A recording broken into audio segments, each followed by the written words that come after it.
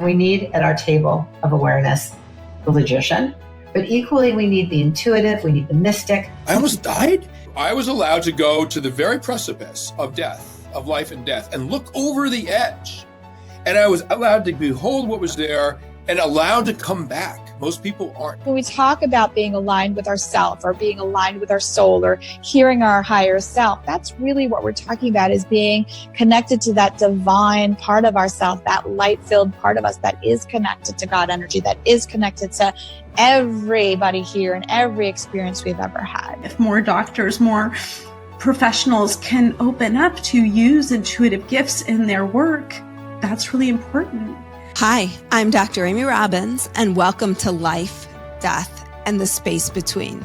I'm a licensed clinical psychologist and medium, and here we explore life, death, mediumship, near-death experiences, consciousness, and what it all means.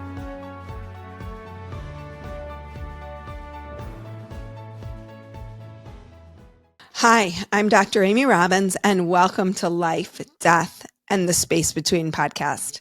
I'm a licensed clinical psychologist and medium, and here we explore life, death, consciousness, and what it all means.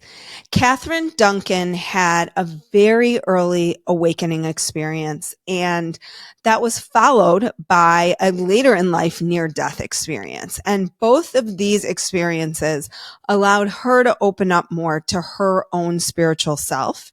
It allowed her to realize and recognize the opportunities for everyday awakenings in our lives.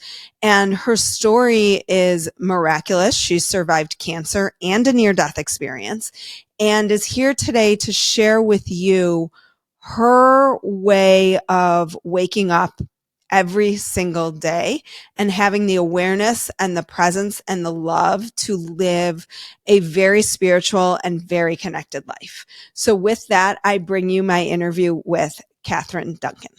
Welcome, Catherine, to Life, Death, and the Space Between. Great to meet you today. So I want to hear about your journey of health or of illness into health, and how this has led you to this notion of the awakenings that happen for us every day in our lives, because it's, you went through some really difficult challenges early in your life, and to have this perspective is really pretty remarkable. My path, this path of awakening and opening, really started when I was 11 years old. When I was 10, just turning 11, I suddenly was gravely ill. And soon after, my family, it took me to the doctor, then the hospital. I was diagnosed with a really, really rare form of childhood cancer. And this is back in the 70s. And they told my parents that I had a 20% chance to live. And, the 70s compared to today, they had no program. They had nothing for talking to children. This is at the University of Minnesota Hospital. No one talked to me. No one in the medical team. My family, no one talked to me. My mother, to this day, she's 96, going strong, super healthy, but she's more religious. And she would say, "You're going to be fine." And that was so comforting, but there's no sense of reality of going through really intensive treatment and what I witnessed. And it was very rough. Yeah. And I just, out of nowhere, I felt like all of a sudden I was between life and death. And out of nowhere, I just started to pray. My family, Lutheran, we'd occasionally go to church. Faith meant nothing to me, but I just started praying, like, could I please live to be 20? I thought if I could live to be 20, I would see the world. And I prayed and I prayed and I told no one. And when you say you prayed, because this stuck out to me in the book, when you say you prayed, it wasn't like you went to church, right? You just literally would look up and say to God, "Please let me live." Yes, please let me live. Just like, please let me live. Please, could I live to be 20? That was it. I just, day after day after day. I mean, I was terrified. I mean, back in the 70s, they did a ton of amputation and even going in to have chemotherapy. I'd sit there and all the kids would be screaming and crying and without legs and arms. And it was like, whoa, I just pretended I wasn't one of them. I mean, that just gives you a slight dose of it. It was just, it was really a horror scene. It was awful. And so, yeah, I just I want to live. Could I please live? And I kept saying it and saying it and saying it and saying it. And then one day, all of a sudden, this peace poured through my body. It was just and I was just it was just, all I can tell you, and here I'm so little, but it was just an understanding I wasn't alone. And it was a knowing, I kind of knew I'm going to live. And I didn't tell anyone, but it was so, so comforting. And that started me on this journey. I got through all the treatment. Here's another tidbit is my father, he's been gone now many years, but he was this consummate businessman. He found out the year that I got sick, this drug came over from Turkey, being randomly given to patients, but could cause major heart problems. He met the doctors and demanded they give me this drug. That is now standard treatment for what I went through. And now the survival rate for what I went through is 80%. I mean, it's just, so these factors all lined up, but I got through all the treatment after a couple of years. And as a teenager, I just why am I here? Why am I alive? And I started reading voraciously books Who is Man? Abraham Heschel and Existentialism and Human Emotions. And instead of going to parties as a teenager, I was reading books on the weekend about life and meaning and purpose, and set me on this path of really contemplating, opening into what does it mean to be alive right now? Okay, I have so many questions. The first being, so you have this really spiritually transformative experience at 11. Mm-hmm. Do you feel like there was any sort of remission that might have occurred I know you said that there was the drug too, but that kind of peace that came over you, do you think that there was a spontaneous remission that occurred with that? Was there any correlation? Are you aware of that? I mean, this wasn't even talked about back then. So I feel Right. It's an interesting question. Here's what I think. I've spent my life opening up to this God, divine energy. I feel it. It's part of my being. I tangibly feel connection. I'm a mystic. I'm an intuitive. I see spirits. I mean, this is my world. But here's what I think. I think we can have exit points when we can leave this earth. I think I had a choice. I do. I feel like I could have left, and I clearly wanted to live. And similarly, I talk about this in my book, Everyday Awakening. I had a near-death experience in my 30s. And again, I think I was given another opportunity to leave. So I've had a couple of these points, and then be careful what you pray for. I'm wherever you want me, whatever you want me to do. And then I become a chaplain with people leaving this earth. So tell us about your near-death experience. We love near-death experiences on this show. After I got through all the treatment as a teenager, I went into, after college, advertising. I have a big family, all in the corporate world. That was my path from my family lineage. And I was in advertising. I was with Time Magazine. And the last 10 years with Time Magazine, every year we had an incentive trip for the top salespeople, and fortunate to go on these trips every year. And in 2000, in January, we had a trip to Costa Rica, whitewater rafting. And that's when this happened.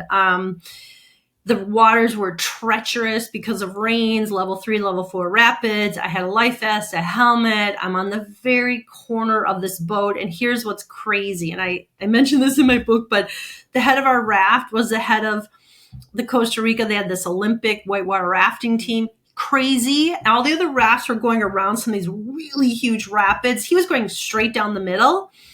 Next thing you know, I couldn't hold on. I was deep underwater. I was thrown off the raft, and I'm deep underwater and it's pitch black, and I'm curled up, and I'm this is it. I'm going to die. This is it. and this white light came around my whole body.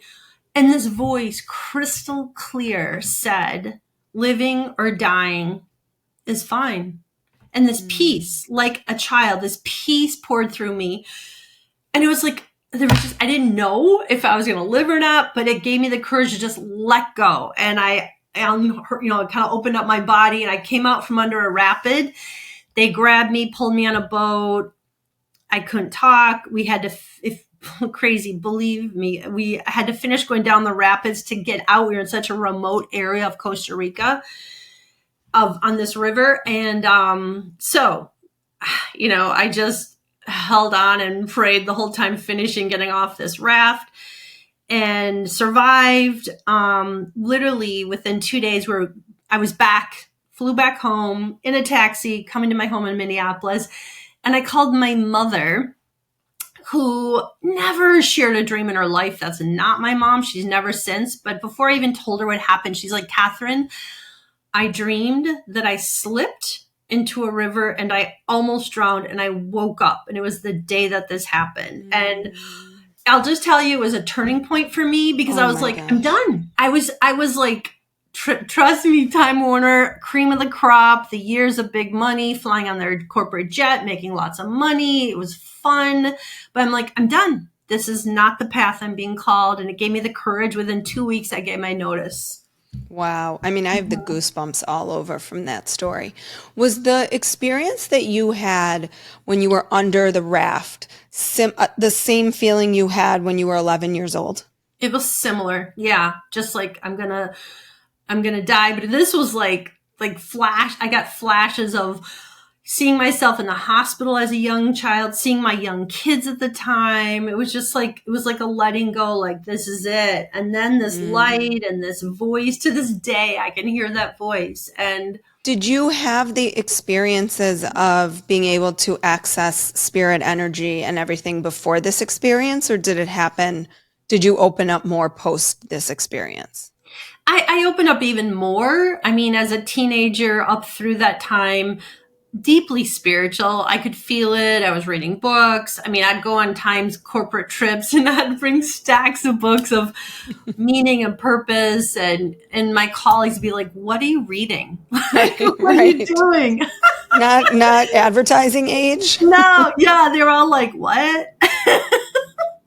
So it's just like, which one of these is not like the other one? Like that Sesame Street song or whatever it was. Right. Like, don't quite fit in here. So it's definitely a deepening of, okay, now I'm really going to open to who am I? Why am I here? What is my calling? And I'm fortunate my husband was okay. And I gave up, a lucrative corporate job to study, like, what do I want to do? And it was meditating, breathing. My husband at the time had a small startup internet company in a warehouse with 10, 15 guys. I joined them for some money, and I was like, yikes.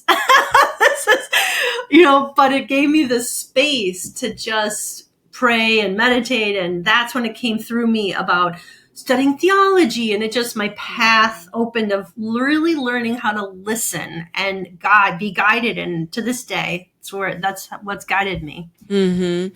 So with this everyday awakening, like you had I had something similar. It showed up in a different form, but what I call a spiritually transformative experience, right? You had it at 11, you had it at, I don't know how old you were, in your 30s, you said? Yeah, 35 or so. 35.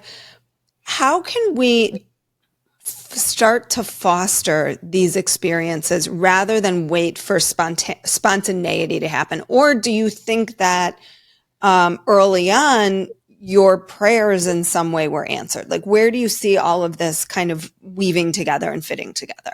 Yep. And what you're asking right now, this was the impetus of why I wrote my book, Everyday Awakening, between what I've lived through, but also becoming a chaplain and walking with thousands of people. Yeah, there it is. Here it is. Walking with thousands of people as I became a chaplain at end of life. You don't have to wait. You don't have to wait until you're at end of life or an upheaval or some crisis. It's about choosing right now, today. I just want to feel more. I want to experience more life. I want to feel into the preciousness of life. It's a choice every one of us we're making all day long. We're either choosing to open and grow, or we're kind of subconsciously choosing not to, or letting our mind run us. And that said, I really understand life is messy and life is hard, especially if you've had, maybe a really hard family of origin situation, but we can heal and we can choose. And in my book, I have 5 practices. These are practices I've lived organically for much of my life, but just starting with coming back into the moment. When I think people are longing for peace and ease, it's not found in our fast chattering ego mind, but coming into our body, into the moment, you can start to open into where we're being called, that deep guidance, that flow. It's all there. So how then do you define awakening? I think awakening is coming into just this moment, the preciousness of life, the oneness with God, infinite spirit, universal energy. I mean, there's so many words for this. Language is limiting. And I've worked with so many people of all faith traditions, of no faith traditions. So whatever that is for everyone listening right now, is it energy? Is it true nature? Is it God? Is it, universe, universal spirit? But we are energy, and living from that place of deep oneness with the world. Because I think when people hear awakening, they think those moments that you had. These like really, really profound moments of awakening or enlightenment that just like suddenly the skies open, you hear the voice of God or something, and then you are forever changed. But from what I hear you saying, it doesn't always have to be that way, and sometimes it doesn't look that way. So how can we begin to recognize perhaps when we are having those moments in everyday life, and what should we be noticing they might feel like for us? I would just start with feeling into the preciousness of just this moment, that sense of presence, of awe, of wonder. Every one of us has had this. If it's a moment where, all of a sudden the sun is setting, or on a lake, or there's wind flowing through the trees, and you stop and you're just like, oh, and you can feel into the preciousness, the magicalness of life. That's what I'm talking about. The oneness, the magicalness of life, and cultivating that, growing from there. And I think people here's a thought, awakening several ways. One is through crisis upheaval, like I did. I don't think that is as much the norm. Another way is, and I see many people in my private practice who have done, for example, really well, attorneys, lawyers, doctors, but yet they feel a numbness. They feel like a emptiness, something's missing, a sadness, and helping them just come into the moment, for example, and feel into what it is to be here. There's often like a, oh, wow, an aha moment of opening deeper. And a third way people come to awakening is maybe you have a steeped yoga practice or meditation practice, and you're on the path and you're learning that deepening. So it's there, it's possible. And one other comment, I really think we can live multidimensionally. What do I mean by that? Anchored in just this moment, anchored into this preciousness of now, here, not where our mind is running us. So we're present. We use our mind for, of course, planning, organizing, potentially work, but the anchor is the present moment. And so that is really a core of how I live. And I mean, I see spirits every day. I'm a mystic. So it's like all these levels, but anchored in just the now, just being here now. When you're talking about lawyers and doctors and financial people, and people come to me from the psychological angle, from the mental health angle. But, and this is really what I'm going to be talking more about, is how much I am starting to see so many of these mental health crises as really crises of spirituality. Yep. The loss of meaning, the loss of connection, the loss of connection to your own soul. And that when there's this misalignment with what your soul is yearning for and what you've kind of chosen as your profession or what you found yourself in. Maybe you didn't choose, you sort of defaulted there. How do we align those two parts? How do you see someone as being able to align those two parts of themselves? Because no one really comes to therapy and is like, I'm having a crisis of the soul. They're like, I'm having depressive symptoms or anxious symptoms, or I'm struggling in my relationships, right? It always is presenting as symptomatology.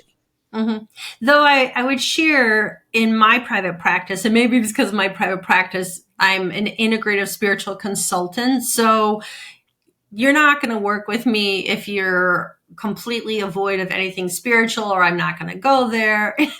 Right. So I do have many people who say, I want more. I want to feel, I want to experience life. I feel numb. I feel devoid. Like I don't even know how to tap into my spirituality.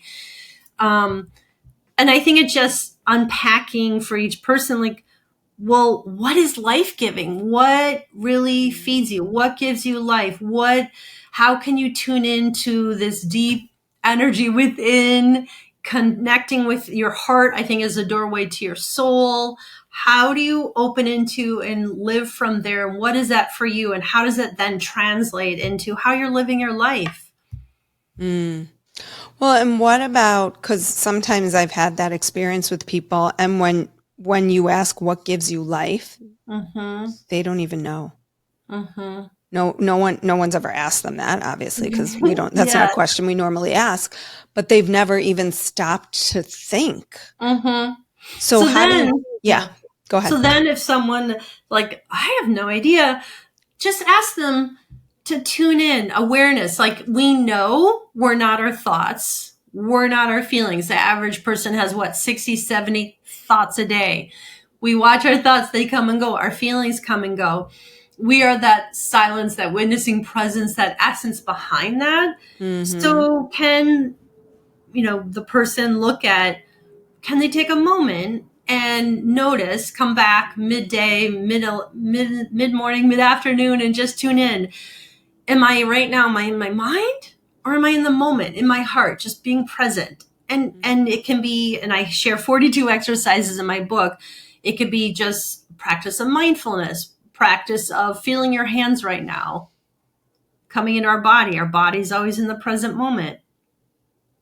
Just dropping from our busy minds into just this moment, or our breath, or our senses, or just finding what would speak to you to have a moment of just presence, like what's here right now, and then tuning in.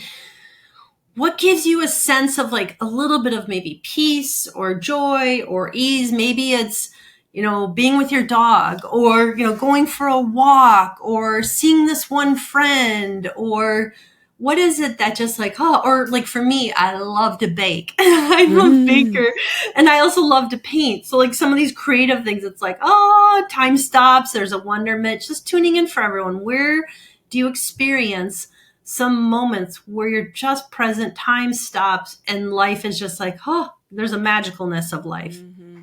Well, and it's so simple, yet it's so difficult for people.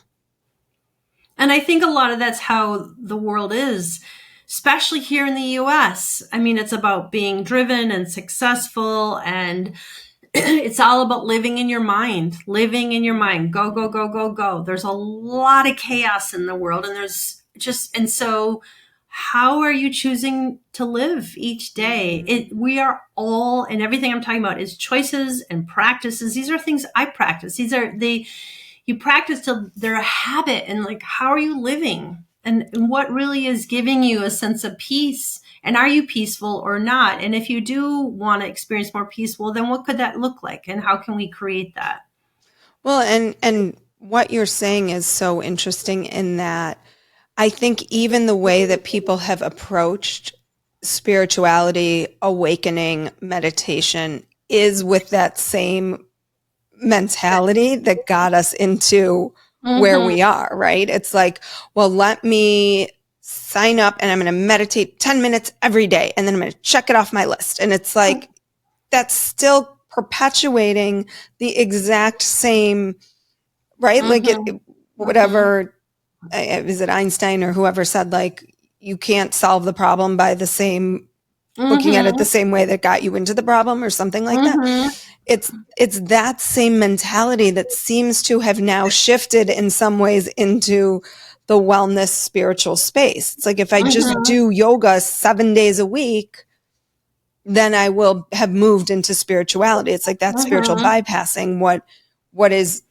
if you want to do yoga, then listen to your body. And when your body is saying, I want to do yoga, or like for me with meditation, I don't meditate every day, but there are days where my body is like, you need to, like, I hear something say, go sit now. And it's like, okay, yes, sir. Or yes, ma'am. Your body, once you start creating moments of presence and have some stillness, your body craves it. Like, I can't go one day without having some silence, even if it's just sitting for 5 minutes and just sitting, being present. That's it. We're just like, oh, you can feel that in our body, that grounding, that presence, and even thinking about it from an energetic standpoint, we are energy, everything's energy. We have an energy field around us. How much energy, I'm really attuned and I'm an energy healer, but like, how much energy am I taking in? Am I not? But even the highest vibrational energies are love and joy and thankfulness. And when you feel that, can you feel the high energy? The lowest energies are, fear, guilt, shame, lowest energy. So even tuning in, like, where am I and how am I living right now? And what do I want? And what can I create? And choices. And recognizing that I think we equate like low energy to it's something bad and we shouldn't feel it. And I think that can be when we get ourselves into trouble too, because I think it's just about acknowledging that it's there. It doesn't matter good or bad. Right. It's the awareness and the presence to acknowledge what's there, so then you can move through it. And to be with feelings. Feelings aren't permanent. They come through us. They come and go. And the pathway to healing truly is feeling your feelings. So even if you have a moment where like, oh, I'm angry, I'm this, when you can name the feeling, I'm steeped in neuroplasticity training. When you can name what's happening, calms your nervous system. When you can name the feeling, it calms your nervous system. Can you feel it just a little? It will dissipate. And then there's room for love and joy and peace to come into your being. So when you're talking the first step you talked about is presence. The second step you talk about is connecting to something greater. Yeah. What if someone doesn't have a religious belief that there is anything greater? Right. How do you address that? Yep. Oh, I've worked with many people like that. Just again, tuning into energy. I mean, it's proven we are energy. We have an aura. It can be documented and seen, our auras. So that life force, that energy, it could be, sense of true nature, whatever that language for that person resonates with them, but just that feeling sense of energy moving within them. Can they drop into that? Again, it's like it's coming to the moment. It's not being run by our busy mind. Our body's in the present moment, feeling it, feeling the energy, and exploring what that is for the person. And then I'm not going to give them all away, but growing your trust. Trust in what? Well, I when I was writing this book, and trust is a big component, I think, when you're on a spiritual path and coming into this sense of connection with oneness, this universal energy of like, how do we trust? And I've read thousands of books in this field, and most books are like, trust. Well, they don't tell you how. And I thought, well, here's what I think trust is. Especially if someone has had an experience, again, I'm always looking at the psychological perspective of mistrust. Yes. Of being harmed by people they trust, or things that they trusted, or systems they trusted. Yep. So here's what I think trust is. It's coming back to the moment, being present in the moment. And just that is a practice. But you come into the moment, can you then accept the moment, accepting it? And this is so easy to say when life can be so hard, but just accepting the good, the bad, not going to extremes, just being fully here, accepting the moment. When we can be in the moment, accepting the moment, then we can hear, listening, listening the phrase, listening with the ear of your heart. There's a phrase in every spiritual tradition I've studied about listening to that deep inner guidance. And that is how we trust. It's kind of a knowing like, oh, I am on the right path, or gosh, I need to kind of take this detour. A knowing comes through us. And I share in my book, every one of us, I really believe this after working with so many people, we have these skills. If it's clairvoyance, clairaudience, clairsentience, this inner knowing, inner wisdom, and it's maybe you have a sense of seeing or hearing or feeling, but we all have that inner guidance. If we're quiet, if we're in the moment and tuning in, that really guides us and helps us learn how to really deeply trust. Would you be willing to lead us in some sort of technique or practice is the word I'm looking for, to bring us into the potential to access our own ability to have an awakening? Absolutely. How about I will share, I'm trying to which one should I pick? I'm going to share is 1 minute, is that too long? No, not at all. It could be longer than that too. We've got time. I'm going to share with you my favorite breath exercise. So many ways people teach breathing, alternate nostril, deep belly breathing, square breathing. There's lots of different kinds, but this practice I'm going to share with you is my favorite. And it's simply breathing in peace coming through your body, breathing out any stress, any unrest. So how about we'll try that for a minute? Okay. Pull over if you're driving. Yeah. So I just invite everyone who's listening, don't be driving car. You might, invite you to be either sitting, standing, and you might want to close your eyes so you're not distracted, and letting your body just start to soften and relax. And focus now on your breath, breathing in and breathing out. Can you notice if you're holding any tension or tightness in your body, and just breathe into that area for a moment.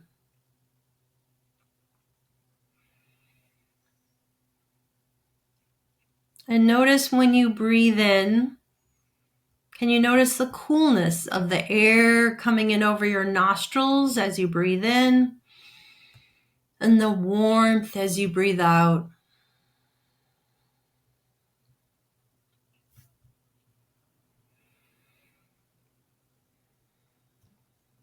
And now as you breathe in, I invite you to visualize peaceful energy coming in through the top of your head, your neck, your shoulders, your chest, your abdomen, down into your hips, your legs, your knees, and through your feet and out, and breathing out any stress, any unrest. It could even look like gray smoke leaving your body now.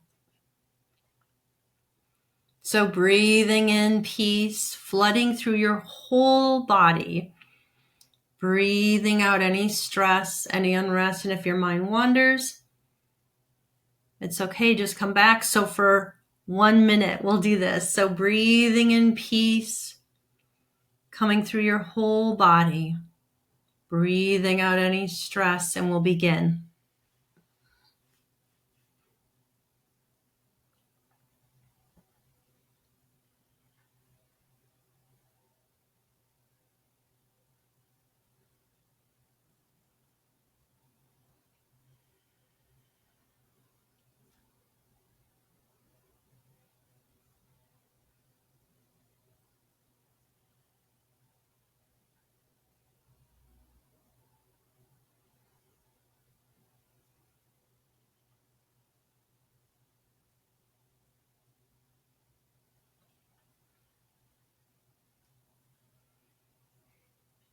And now bring your attention back to the present moment. Let your breathing deepen.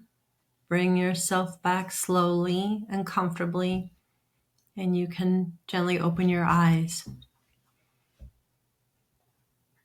I definitely needed more than a minute. One other just to share, favorite go-to is just putting your hands on your chest I've been doing this for many, many years. I think it can be called a self-soothing practice, but just putting your hands on your chest and breathing. Feeling the warmth of your hands starts to soften and relax your body. Just like brings you back here in the moment. And then you could add a loving kindness phrase, may I be at peace. If you believe in something beyond, give me peace, and just breathe.